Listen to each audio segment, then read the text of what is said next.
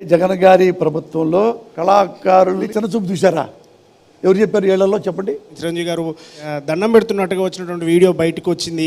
అది కావాలనే ఆ ఒక్క వీడియో మాత్రమే రిలీజ్ చేశారు బయటకు అనేది కూడా ప్రచారం జరిగింది సార్. ఎందుకు సినిమా ఇండస్ట్రీ వైసీపీకి దగ్గర ఉండదు, ఎందుకు టీడీపీకి దగ్గర ఉంటుంది అనుకుంటున్నారు? చిరంజీవి గారు వచ్చారు, రాజమౌళి, నారాయణమూర్తి గారు, కొరటాల శివ, ప్రభాస్, మహేష్ బాబు వీళ్ళందరూ వచ్చారు.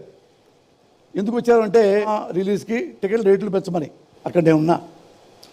వస్తే చిరంజీవి గారికి కొంచెం హ్యాబిట్ ఏంటంటే ఇప్పుడు ఇట్లా అనుకుంటా మనం కొంతమంది చూడు, కొంతమంది ఇటు గోల్డ్ గెలుకుంటా మాట్లాడుతుంటాం. చిరంజీవి గారు ఏమన్నా ఇట్లా ఈ సమాజం గురించి ఏం మాట్లాడుకోవాలి ఇట్లా అంటుంటారు ఎప్పుడు. అక్కడ చిరంజీవి గారిని అవమానించారని కదా. నేను నిజంగా జగన్ గారి కార్యకర్తను కదా.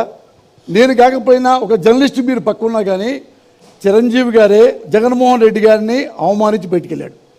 చెప్పమంటారు ఏంటో? నేను అథెంటికేట్గా ఎప్పుడు చెప్తాను, సాక్ష్యం లేకుండా ఉన్న గాల్లో తొయ్యను. అందరూ వచ్చారు, అందరూ ఒకళ్ళొకళ్ళకు మాట్లాడుతున్నారు. చిరంజీవి గారు లోపల సీఎం గారు దండం పెట్టి లేచి తన పక్కనే రాన్నా అని పక్కనే కూర్చోబెట్టుకున్నారు. ఇట్లా ఇట్లా ఇట్లా ఇంత దగ్గర కూర్చోబెట్టుకున్నారు.